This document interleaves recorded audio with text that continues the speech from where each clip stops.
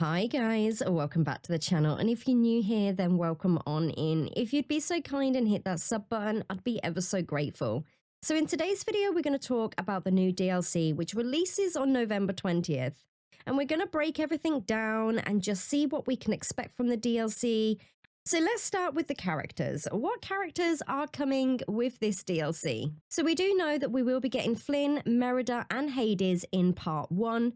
And honestly, I'm so excited for Flynn. I can't wait. To be fair, I'm excited for everyone, but Flynn, I'm just really excited for. And then in part 2, we will be getting Maleficent and maybe Sleeping Beauty. There is a kind of like little hint to Sleeping Beauty, and they did say there is one more mystery figure to join forces with players in part 2.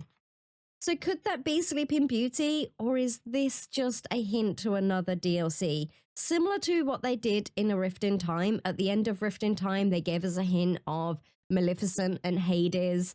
And now we've got the DLC with Maleficent and Hades. I'm hoping that that's not the case. I'm hoping that we do actually get Aurora, aka Sleeping Beauty. But I guess we're just going to have to find out. Now, they have said this time round, they are doing it in 2 parts. They have said that there is a huge amount of content in each part, which will tie you over until the next one, because part 1 is releasing on November 20th, but then part 2 is not going to arrive until summer next year. So I'm hoping that there is enough content in the first part to tie us over until summer, because summer is a very long way away. I can't wait that long. So I'm hoping that there is enough content. They have reassured us that there is a ton of content, and that's why they're doing it in 2 parts rather than 3. There's not as many cliffhangers like there was in A Rift in Time. I don't know. I guess we're just going to have to wait and see how this pans out. But it is just coming in 2 parts. So the first part is coming November 20th, and then the second part is coming summer next year. Now, there was a lot of confusion with the last DLC about the parts and if you have to buy it again, etc. Now, I would just like to clarify that if you do buy a Storybook Vale, you will get part 1 and part 2. So when summer next year rolls around and part 2 of Storybook Vale gets released, you will not have to buy it again. You will get that for free. It is part of the whole DLC.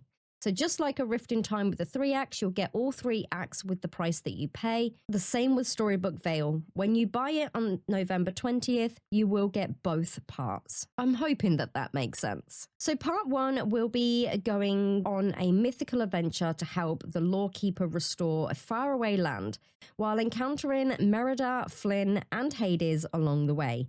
And then in part 2, we will have some help from Maleficent as we venture into a strange world beneath the Storybook Vale and solve the mystery of the missing princess, which looks like Aurora, better known as Sleeping Beauty. As mentioned before, I'm hoping that she does actually come with the DLC and it's not just a hint to another DLC.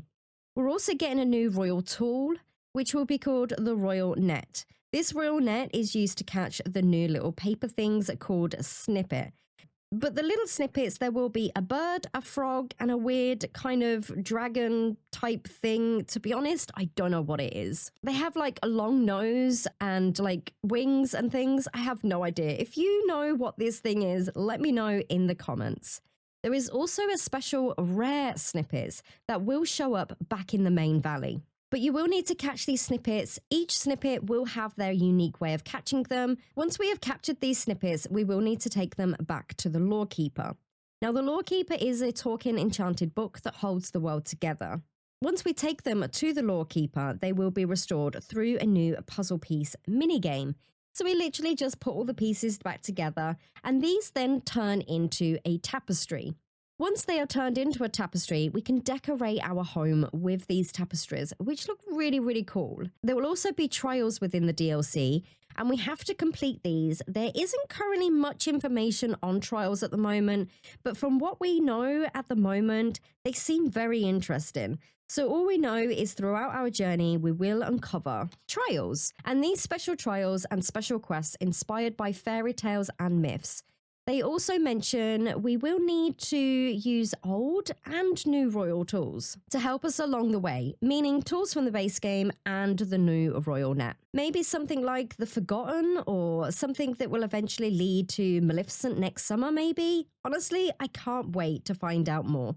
Let me know your thoughts on this one. There is also 3 new critters arriving in Storybook Vale. There is an owl, a baby dragon, and baby horses. They are so heckin' cute. I can't wait. Honestly, I love them. They are just absolutely adorable. These will work the same way as the critters back in the main valley. We'll feed them and we will then be able to have them as companions, which means we could get 3 new poses. What we feed them is unknown at the moment, but once we know, I will make a video and let you all guys know what their favorite food is. There is also a ton of new crops, flowers, forageables, fish, and recipes within Storybook Vale. There will be 3 new biomes, which is the Bind, which is a very autumnal and full of books kind of vibe.